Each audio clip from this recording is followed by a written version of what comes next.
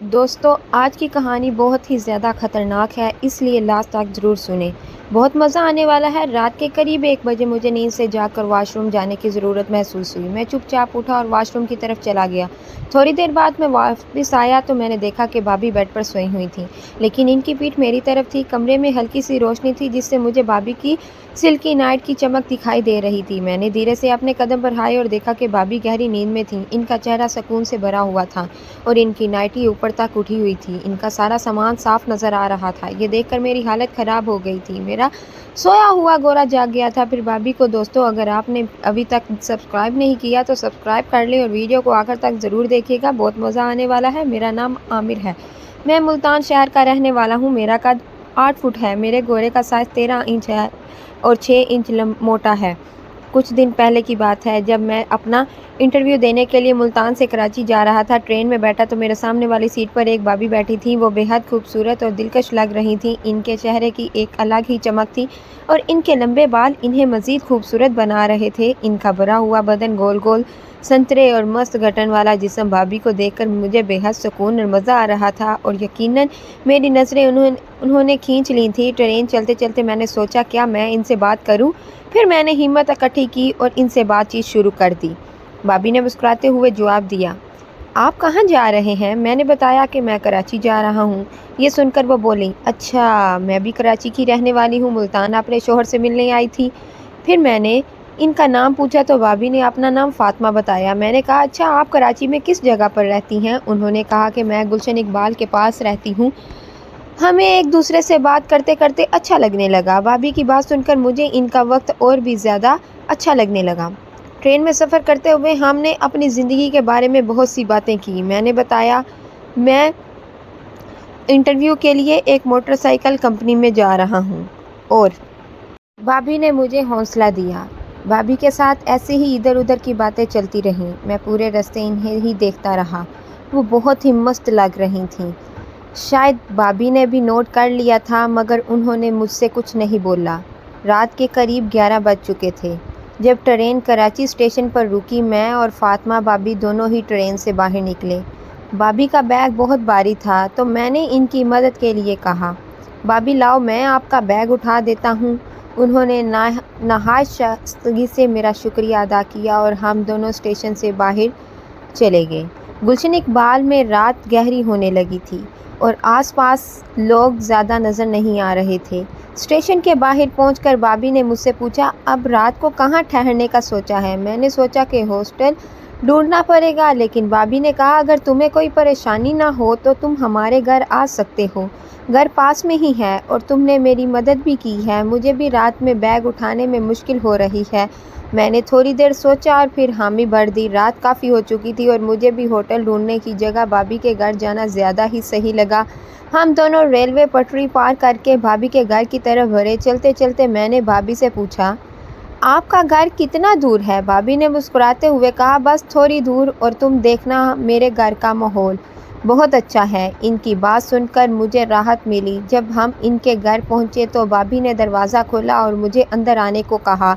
अंदर पहुंचकर मैंने कहा, ठीक है, थैंक यू भाभी। भाभी ने कहा, थैंक यू तो मुझे कहना चाहिए, तुमने मेरी बहुत मदद की है। घर के अंदर एक हल्की सी रोशनी थी और दीवारों पर लगे बाऊ ने घर को एक ख़ास माहौल दिया हुआ था। फिर उन्होंने मुझसे पूछा, आमिर, तुम्हें भूख लगी है क्या? क्या खाना पसंद करोगे? मुझे भी थोड़ी भूख लगी हुई थी। भाभी, चावल बना लो, जल्दी बन जाएंगे। भाभी हंसी और बोली, ठीक है, मैं कपड़े चेंज करके आती हूँ। तुम भी सामने वाले कमरे में जाकर कपड़े बदल लो और थोड़ा आराम कर लो। मैं इस कमरे में चला गया जहाँ उन्होंने इशारा किया था। वहाँ जाकर मैंने अपने कपड़े बदले और हाथ मुंह धोकर तैयार हो गया। मैंने एक आरामदार टी शर्ट पहन ली थी। थोड़ी देर बाद भाभी अपने कमरे से बाहर आई। उन्होंने काले रंग की सिल्की नाइट पहनी हुई थी जो बहुत ही ज़्यादा खूबसूरत लग रही थी। इनके कपड़े सादा थे पर इन पर बहुत अच्छे लग रहे थे। मैंने इन्हें देखा और वो मुस्कुराते हुए बोली, क्या हुआ, ठीक नहीं लग रही हूँ क्या? मैंने जल्दी जवाब दिया, अरे भाभी, आप तो बहुत अच्छी लग रही हैं। मेरी इस बात पर वो भी मुस्कुराईं और फिर किचन में खाना बनाने चली गईं। वहीं बैठा बैठा मैं अपने फ़ोन में कुछ देखने लगा और भाभी ने किचन में चावल और सब्ज़ी तैयार करनी शुरू कर दी। कुछ ही देर में किचन से पक रहे खाने की खुशबू आनी शुरू हो गई। और मेरे पेट में हल्की सी भूख और तेज़ हो गई। भाभी ने मुझसे कहा, खाना बस बन गया है, तुम मेज़ पर बैठ जाओ। मैं मेज़ पर बैठ गया और उन्होंने मेरे सामने चावल और सब्जियां पेश की। अब वो खाना खाने लगी। खाना खाते हुए हम बातें कर रहे थे। भाभी ने पूछा, खाना कैसा लगा है? मैंने कहा, बहुत अच्छा। फिर भाभी ने पूछा, और घर कैसा लगा है? मैंने कहा, घर भी बहुत अच्छा है। फिर भाभी ने धीरे से पूछा, और घर वाली कैसी लगी? मैं थोड़ा चौंका और मैंने बोला, वो भी बहुत अच्छी हैं। इस पर वो थैंक यू बोलकर खाना खाने लगी। हम दोनों ही मुस्कुरा रहे थे और एक दूसरे से नज़रें चुरा रहे थे। फिर भाभी ने मेरे बारे में पूछा, इंटरव्यू का टाइम क्या है? तो मैंने बोला, कल 10 बजे। भाभी ने कहा, फिर तो कोई प्रॉब्लम नहीं है, मैं तुम्हारे लिए नाश्ता बना दूंगी, तुम खा कर ही जाना। मैंने भी हाँ बोल दिया। फिर हम दोनों ने खाना ख़त्म किया। खाना सादा लेकिन बहुत मज़ेदार था। हमने साथ बैठकर खाना खाया और बातें की। उन्होंने अपने ख़ानदान के बारे में बताया कि इनके शोहर मुल्तान में काम करते हैं और कराची गुलशन इकबाल में अकेली रहती हैं। इसकी हंसते हुए तस्बीहात ने मुझे इसकी इज़्ज़त और भी ज़्यादा कर दी। रात गहरी हो चुकी थी और हम दोनों ने खाना खाकर बर्तन साफ़ किए। फिर भाभी ने कहा, तुम्हें आराम करने की ज़रूरत है, सुबह जल्दी उठना है ना?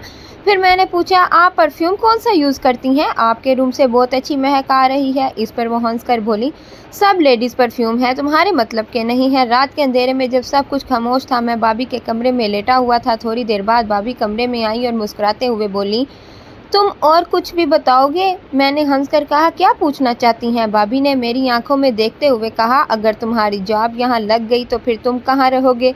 मैंने थोड़ी देर सोचते हुए कहा, कमरा लेना पड़ेगा रेंट पर। वो थोड़ा खामोशी से खामोश हो गई। फिर कहने लगी, क्या तुम मेरे घर पर रह सकते हो? मैंने थोड़ा हिचकिचाते हुए कहा, भाभी आपके घर पर कब तक रहूँगा? भाभी ने हंसते हुए कहा, जब तक तुम रहना चाहो। मैंने फिर कहा, नहीं भाभी, ऐसा अच्छा नहीं लगेगा, वो समझेंगी।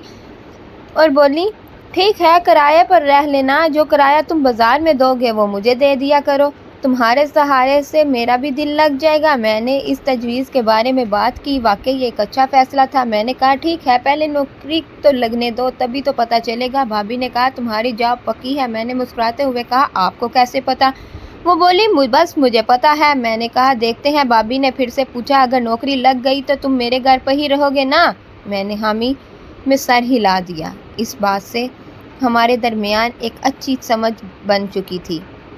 फिर थोड़ी देर बातें करने के बाद मैंने कहा, भाभी अब हमें सो जाना चाहिए, सुबह मुझे भी जाना है। भाभी बोली, अरे हाँ, मुझे भी जॉब पर जाना है। वो भी किसी कंपनी में काम करती थी। मैंने पूछा, मैं यहाँ कहाँ सोऊंगा? भाभी ने कहा, तुम मेरे पास सो जाओ, हम दोनों साथ में सो जाएंगे। मैंने थोड़ी हिचकिचाहट दिखाई और कहा, नहीं, मुझे दूसरे कमरे में सोना है। भाभी ने फिर कहा, दूसरे कमरे में सफाई नहीं, तुम यहीं पर मेरे कमरे में ही सो जाओ फ़िलहाल। मैंने इनकी बात मान ली। मैंने इनसे बिस्तर मांगा और नीचे डालकर सो गया। भाभी ने कहा, ये मेरे बेड पर मेरे साथ सो जाओ। मैंने मना कर दिया, लेकिन भाभी ने ज़्यादा कुछ नहीं कहा। वो मुझे कंबल देकर बेड पर लेट गई और मैंने नीचे लेटने का फ़ैसला किया। धीरे धीरे कमरे का माहौल पुरसुकून हो गया। रात के सुकून भरे माहौल में मुझे लगा, ये अनजानी मुलाकात हमारे लिए एक नए सफ़र का आगाज़ हो सकती है। अब रात के करीब 1 बज रहे थे।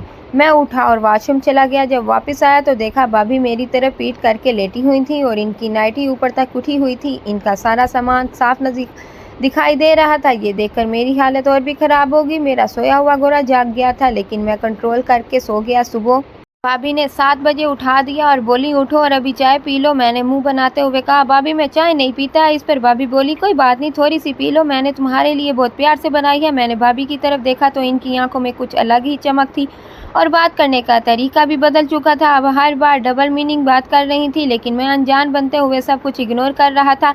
सुबह तैयार होकर जाने लगा तो भाभी बोली, इंटरव्यू के बाद मुझसे मिलकर जाना और जॉब का क्या हुआ मुझे बता कर जाना कि इंटरव्यू में तुम्हारी जॉब का क्या हुआ। मैं ओके बोलते हुए निकल गया। मैं एक ऑटो पकड़कर इंटरव्यू देने पहुंच गया। जब मैं दिन में 3 बजे वापस आया तो भाभी का घर लॉक था। मेरे कपड़े अभी भी अंदर ही थे और मैं भाभी का फ़ोन नंबर लेना भी भूल गया था। मैंने भाभी के आने का इंतज़ार किया। शाम के 5 बजे भाभी आई। वो जीन्स में बहुत खूबसूरत लग रही थी।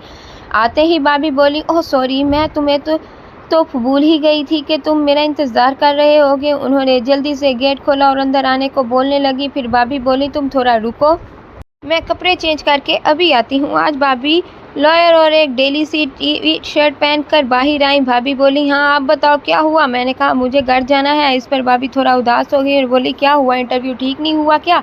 जॉब नहीं लगी, ऐसा कैसे हो सकता है? तुम्हें वो लोग कैसे मना कर सकते हैं? ऐसा लग रहा था कि यकीन मानो जैसे इन्हें इस बात का बहुत दुख हुआ हो। मैंने भाभी से कहा कि ऐसी कोई बात नहीं है, मेरी जॉब लग गई है और मुझे 3 दिन बाद ज्वाइन करना है। इस पर भाभी खुश होकर पूछने लगी कि फिर घर क्यों जा रहे हो? इनके पूछने से साफ पता चल रहा था कि जैसे भाभी को मेरा जाना अच्छा नहीं लग रहा था। मैंने कहा मेरे पास इतने कपड़े नहीं हैं, मैं अपने घर वालों से मिलकर आऊँगा और अपने कपड़े भी ले आऊँगा और कुछ ज़रूरी सामान भी लाना है। इस पर भाभी ने अपनी एक आंखों से पूछा, वापस तो आओगे ना? इनकी आंखों से साफ लग रहा था कि जैसे मेरे बगैर भाभी का दिल ही नहीं लग रहा हो। मैंने भाभी से कहा, भाभी मैं ज़रूर आऊँगा। फिर भाभी थोड़ा खुश हो गई और बोली, जाओगे कब? ट्रेन कब की है? मैंने बोला कि कल मॉर्निंग की है, नाइट की ट्रेन में कोई सीट नहीं है। इस पर भाभी बहुत ज़्यादा खुश हो गई और बोली, ओके तो फिर आज तुम्हारे लिए रूम की सफाई करती हूँ और शाम को पार्टी करते हैं। मैंने बोला, पार्टी किस लिए? भाभी बोली, अरे तुम्हारी जॉब लग गई है इसलिए पार्टी करते हैं, शॉल पार्टी दो। मैंने इससे कहा, मगर मेरे पास इतने पैसे नहीं है। इस पर भाभी बोली, कोई बात नहीं, पार्टी मैं दे दूंगी, जब तुम्हारी सैलरी आ जाए तो वापस कर देना। फिर हम दोनों ने खाना खाया और रूम की सफाई करने में लग गए। सफाई करते करते देर हो गई थी। भाभी ने पूछा, खाना घर पर खाओगे या बाहर? मैंने कहा घर पर ही खाएंगे। या फिर भाभी ने पूछा, और पीना क्या है? इस पर थोड़ा चमकते हुए बोला, क्या मतलब? भाभी बोली, ड्रिंक नहीं करते हो क्या? मैंने बोला, करता हूँ, मगर इससे पहले कि मैं कुछ और बोलता तब तक भाभी बोली, बस तो फाइनल हो गया, तुम बाहर से बोतल ले आना, तब तक मैं कुछ खाने को बनाती हूँ। उन्होंने मुझे 1000 दिए और बोली, एक रेड लेबल की बोतल और कुछ फ्रूट और कुछ ड्राई फ्रूट ले आना, और हाँ, एक सिगरेट का पैक भी लेकर आना। मैं इनसे पैसे लेकर दुकान पर बोतल लेने पहुंचा तो देखा 1000 की एक बोतल मिल रही थी। दर हकीकत मैं कभी भी ब्लेंडर प्राइड में नहीं गया था। खैर, मैंने एक बोतल ले ली और कुछ फ्रूट और ड्राई फ्रूट लेकर घर आ गया। तब तक भाभी ने खाना तैयार कर दिया था। आलू गोभी की सब्जी और पूरी पक चुकी थी। भाभी ने मुझे आते देखा कर कहा, तुम अपने कपड़े चेंज कर लो, ये कपड़े गंदे हो गए हैं, जल्दी से नहाकर फ्रेश हो जाओ। तब तक मैं भी नहाकर फ्रेश हो जाती हूँ। फिर मैंने कहा, मेरे पास तो दूसरे कपड़े नहीं। भाभी ने मुझे एक लॉयर और एक टी-शर्ट ला कर दी और बोली, ये पहन लो। मैं भी इनके दिए कपड़ों को लेकर अपने रूम में आ गया और नहाकर कपड़े पहन लिए। जब मैं भाभी के रूम में पहुंचा तो भाभी अभी नहा रही थी। मैंने आवाज़ दी तो बोली, तुम सामान लाओगे? तब तक मैं आती हूँ। उन्होंने मुझे गिलास, पानी की बोतल बताई और प्लेट वगैरह के बारे में बताया कि किचन में सब कुछ रखा है। मैंने सब कुछ सेट कर दिया, ड्राई फ्रूट के काट दिए और ड्राई फ्रूट प्लेट में सजा दिए, दोनों गिलासों में पैक बनाकर रख दिया। मैं ड्राइंग रूम में बैठा था और टेबल पर सब सामान तैयार था। जैसे ही भाभी अंदर कमरे में आई, मैं इनको देखता ही रह गया। भाभी बहुत खूबसूरत लग रही थी। मैं भाभी के संतरों को ही देखता रह गया और ये बात भाभी ने अच्छी तरह समझ ली थी। उन्होंने उठकर पूछा, क्या देख रहे हो? मैं इनकी जानिब से नज़र हटाते हुए बोला, कुछ नहीं, बस आपकी खूबसूरती देख रहा हूँ। वो हंसने लगी और मैं पानी की बोतल उठाकर गिलास में पानी डालने लगा। भाभी मेरे साथ ही बैठ गई। इनके बदन से बहुत अच्छी खुशबू आ रही थी। इनके परफ्यूम की महक मुझे मदहोश करने वाली थी। फिर हम दोनों ने एक पैग लगाया और बातें करने लगे। तभी भाभी बोली, मैं तुम्हें कैसी लग रही हूँ? मैंने कहा, सच में भाभी आप बहुत अच्छी लग रही हैं। भाभी बोली, बहुत अच्छी लग रही हूँ या कुछ बहुत अच्छी लग रही हूँ? मैंने इस बात पर कुछ नहीं बोला और पैक को एक झटके में खाली कर दिया। अब दूसरा पैक बनाने के लिए मैंने बोतल उठाई। भाभी ने कहा, अरे इतनी जल्दी क्या है, इस बार पैक मैं बनाती हूँ। ये कहकर भाभी ने अपना पैक नीचे रखा और हाथ से बोतल लेकर दूसरा पैक बना दिया। फिर पैक ख़त्म करके भाभी ने सिगरेट की डब्बी उठाई और एक सिगरेट निकाली और लगा ली। भाभी ने टांग खींचते हुए कहा, आमिर एक बात मैंने कहा, पूछो। भाभी ने कहा, सच बताओगे या झूठ है? भाभी ने कहा, तुम्हारी कितनी गर्लफ्रेंड्स हैं? ये सुनकर मैं भाभी की तरफ देखने लगा। भाभी ने मेरी तरफ आंख दबाते हुए कहा, बताओ ना। मैंने कहा, भाभी बस एक ही है। भाभी ने कहा, तुमने उसके साथ कभी ताल्लुक़ बनाया या नहीं? हाँ। भाभी ने कहा, कितनी बार? मैंने कहा, बस 2 बार। ये कहते हुए उन्होंने सिगरेट को मेरी तरफ बढ़ा दिया। मैंने सिगरेट ली और भाभी की तरफ देखने लगा। अब भाभी मुझे बहुत ज़्यादा अच्छी लग रही थी। बस दिल कर रहा था कि इस हार्ट इंडियन भाभी को यहीं पर पटक कर बस इसके साथ अभी लूडो खेलूँ। भाभी ने कहा, बताओ ना आमिर, क्या सोच रहे हो? मैंने कहा, कुछ नहीं भाभी। भाभी ने कहा, बताओ ना प्लीज़, तुम्हें मेरी कसम, क्या सोच रहे हो? बताओ। मैंने कहा, भाभी आप तो बहुत खूबसूरत लग रही हो। भाभी हंसी हुई बोली, हाँ वो तो मुझे पता है कि मैं एक बहुत खूबसूरत हूँ, तुम्हारे भाई भी यही बोलते हैं। वो ज़ोर ज़ोर से हंसने लगी। मैंने कहा, भाभी यहाँ पर क्यों नहीं रहते? वो बोली, तुम्हारे भाई मुल्तान में जॉब करते हैं और मेरी जॉब यहाँ पर है, इसलिए हम दोनों अलग अलग रहते हैं, लेकिन जब दिल करता है तो मिल लेते हैं। अभी मैं इनसे मिल के ही गई थी, कभी कभी वो भी मिलने आ जाते हैं। मैं कुछ नहीं बोला। भाभी ने कहा तुम बताओ तुम कैसे मिलते हो अपनी गर्लफ्रेंड से? मैंने कहा जब भी मौका मिलता है तब मिल लेते हैं, नहीं तो कोई बात नहीं। इन बातों के दरमियान हमारे गिलास खाली हो गए थे। भाभी ने बोतल उठाई और पैक बनाने लगी। हम दोनों ने पैक ख़त्म किया और मैंने सिगरेट लगा ली। तब मैंने महसूस किया भाभी का हाथ मेरी रान पर घूम रहा है। मैंने भाभी की तरफ देखा तो भाभी मुस्कुरा रही थी। फिर भाभी ने मेरे हाथ से सिगरेट ले ली और किस मारकर मेरे मुंह पर मारती हुई बोली, मुझे तुम बहुत अच्छे लगने लगे हो। मैंने कहा भाभी आप तुम अब तो आप भी मुझे बहुत अच्छी लगने लगी हैं। आपकी शादी हो गई है, नहीं तो मैं भी अभी के अभी आपसे शादी कर लेता। ये कहकर मैं हंसने लगा।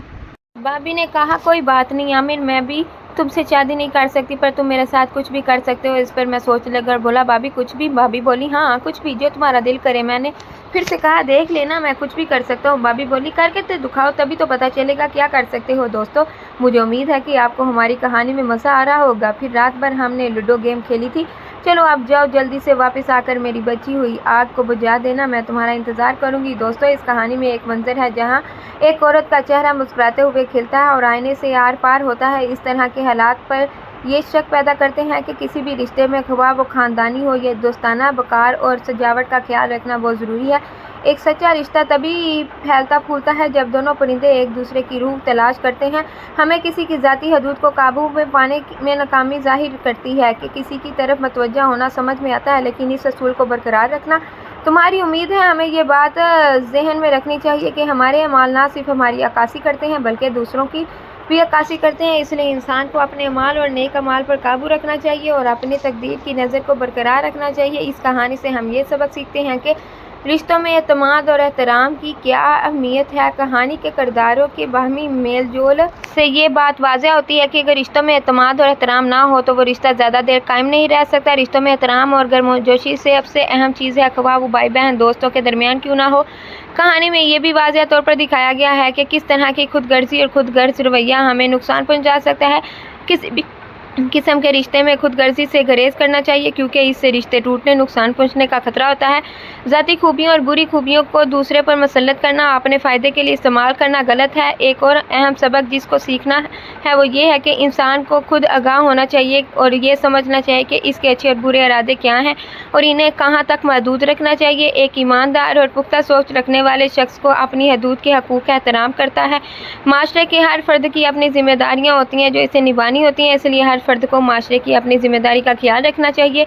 किसी भी रिश्ते का एतमाद ईमानदारी और बाहमी अफहाम और तफहीम पर मबनी होता है। अगर रिश्ते इन चीज़ों पर मबनी ना हो तो इनके दरमियान झगड़ा और जुदाई लाजम है। इसलिए हर रिश्ते में अमंगनी अफाद तफहीम और एतमाद होना चाहिए ताकि वो देर तक कायम रह सके। ये कहानी हमें ये भी सिखाती है कि हमें अपनी सलाहियत को इस्तेमाल करते हुए हर हाल में सही फ़ैसला करना चाहिए। गलत फ़ैसला ना सिर्फ हमें नुकसान पहुंचाता है बल्कि इसका दूसरों पर भी मनफी असर पड़ता है। इसलिए किसी भी सूरत हाल में सही सोच और समझ बूझ का इतना ज़रूरी है कि हमें यह भी समझना चाहिए कि किसी भी रिश्ते में बराबरी का होना ज़रूरी है।